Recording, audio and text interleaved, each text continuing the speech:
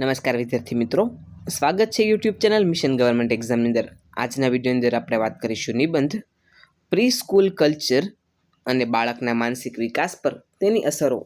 તો શરૂ કરીએ આજનો વિડીયો.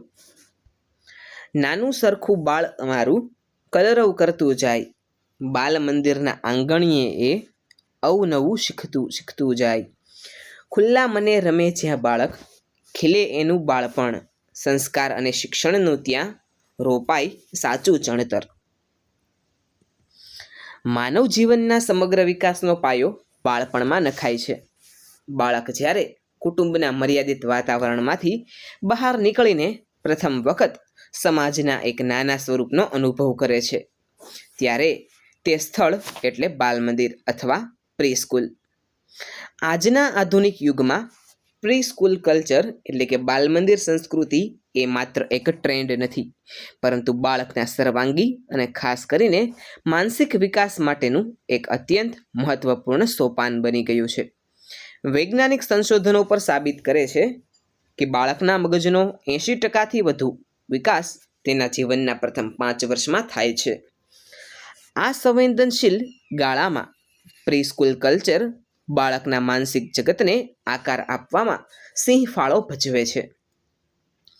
બાલ મંદિર સંસ્કૃતિનું સૌથી મોટું અને હકારાત્મક પાસું એ છે કે તે બાળકને ઘરની સ્નેહભરી ગલીઓમાંથી બહાર કાઢીને એક નવી સામાજિક દુનિયાનો પરિચય કરાવે છે. ઘરમાં બાળક સામાન્ય રીતે કેન્દ્ર સ્થાને હોય છે, પણ બાલ મંદિરમાં તે પોતાના જેવા જ અન્ય બાળકોને જુએ છે. અહીંથી જ તેનામાં શેરિંગ એટલે કે વહેંચવાની ભાવના, સહકાર, ધીરજ અને સહાનુભૂતિ જેવા ગુણોનો વિકાસ થાય છે. જ્યારે એક બાળક બીજા બાળક સાથે રમતકૂદ કરે છે, રમકડાની આપ-લે કરે છે કે સાથે બેસીને નાસ્તો કરે છે, ત્યારે તેનો સામાજિક અને ભાવનાત્મક આત્મવિશ્વાસ વધે છે. આ પ્રક્રિયા તેના મગજમાં સુરક્ષિતતા અને સ્વીકૃતિની ભાવના પેદા કરે છે, જે માનસિક સ્વાસ્થ્ય માટે ઉત્તમ છે. પ્રારંભિક બાળપણમાં રમત એ જ સાચું શિક્ષણ છે. પ્રી સ્કૂલ કલ્ચરમાં પ્રયોજાતી પદ્ધતિઓ જેવી કે મોન્ટેસરી કે પ્લેવે મેથડ બાળકની જિજ્ઞાસા વૃત્તિને ઉત્તેજિત કરે છે. રંગબેરંગી ચિત્રો, બ્લોક્સ જોડવા, માટીના રમકડા બનાવવા અને સંગીતના તાલે નૃત્ય કરવું જેવી પ્રવૃત્તિઓ બાળકના મગજના જ્ઞાનતંતુઓને સક્રિય કરે છે. આનાથી બાળકની એકાગ્રતા, નિર્ણય શક્તિ અને તાર્કિક વિચારસરણી એટલે કે લોજિકલ થિંકિંગ મજબૂત બને છે. વળી નાની નાની વાર્તાઓ અને અભિનય ગીતો દ્વારા બાળક નવા શબ્દો શીખે છે, જેનાથી તેની ભાષાકીય અભિવ્યક્તિ સુધરે છે. જે બાળક પોતાની લાગણીઓ અને વિચારો સ્પષ્ટ રીતે વ્યક્ત કરી શકે છે, તેનું માનસિક સંતુલન અન્ય બાળકો કરતાં વધુ દ્રઢ હોય છે.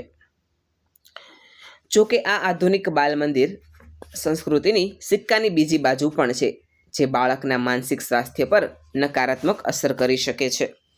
આજકાલ પ્રી સ્કૂલોમાં ગળાકાપ સ્પર્ધા અને વહેલા અક્ષરગાન આપવાની હોડ જામી છે. 2 કે 3 વર્ષના બાળક પર જ્યારે લખવા વાંચવાનું અને હોમવર્કનું દબાણ લાવવામાં આવે છે, ત્યારે તેનું બાળપણ રૂંધાઈ જાય છે. રમતગમતના ભોગે અપાતું ઔપચારિક શિક્ષણ બાળકમાં માનસિક તણાવ, ચિંતા અને ક્યારેક તો શાળા પ્રત્યે નફરત પેદા કરે છે.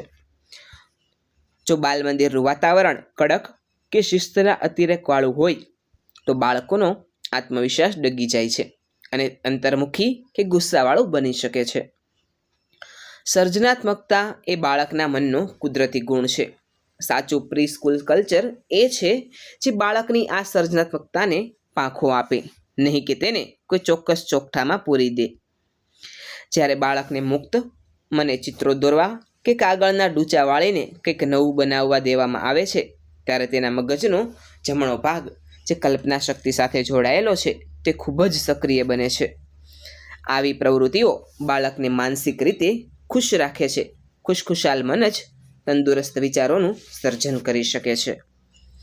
બાલમંદિર સંસ્કૃતિની સફળતાનો મોટો આધાર શિક્ષકો અને માતા પિતાના પરસ્પર તાલમેલ પર રહેલો છે. પ્રી સ્કૂલના શિક્ષકો માત્ર ભણાવનારા ન હોવા જોઈએ, પરંતુ તેઓ બાળકના બીજા માતા પિતા સમાન હોવા જોઈએ, જે બાળકની નાની નાની માનસિક મૂંઝવણોને સમજી શકે. જ્યારે બાળકને બાલ મંદિરમાંથી ઘરમાં મળતો હોય એવો જ પ્રેમ અને હૂંફ મળે છે, ત્યારે તેનો ડર ગાયબ થઈ જાય છે. તે મુક્ત મને પ્રશ્નો પૂછતા શીખે છે. આ મુક્ત વાતાવરણ જ બાળકના માનસિક વિકાસને સકારાત્મક દિશા આપે છે. પરિણામ સ્વરૂપે કહી શકાય કે પ્રી સ્કૂલ કલ્ચર એ બાળકના માનસિક વિકાસ માટે એક બેધારી તલવાર સમાન છે. જો આ સંસ્કૃતિ રમતગમત, કલ્પનાશીલતા, સ્નેહ અને સંસ્કારોથી સભર હશે તો તે બાળકને એક મજબૂત, આત્મવિશ્વાસુ અને માનસિક રીતે સ્વસ્થ નાગરિક બનાવશે. પરંતુ જો તેને માત્ર માર્ક્સ મેળવવાનું કે વહેલા મોટા થઈ જવાનું સાધન બનાવવામાં આવશે તો તે બાળકના કુદરતી વિકાસને નુકસાન પહોંચાડશે. તેથી બાલ મંદિર એવું હોવું જોઈએ જ્યાં બાળક રોજ સવારે હસતા મોઢે જાય અને સાંજે બમણા ઉત્સાહ સાથે ઘેર પાછું ફરે. મનને ગમતું આંગણું ને કાગળના કઈ ખેલ, બાલ મંદિરે રોપાયો આ બાળપણનો વેલ. અક્ષર જ્ઞાન તો થાશે પછી, પેલા મનને ખીલવા દો. કુમળા એવા છોડને તમ પ્રીતની હવેલીમાં નહાવા દો. વિદ્યાર્થી મિત્રો, આજનો વિડીયો આપને કેવો લાગ્યો છે નીચે કોમેન્ટ સેક્શનમાં જરૂરથી જણાવજો. આવા જ એક અન્ય બે વિડીયો સાથે આવતીકાલે ફરીથી મળીશું. Thanks for watching.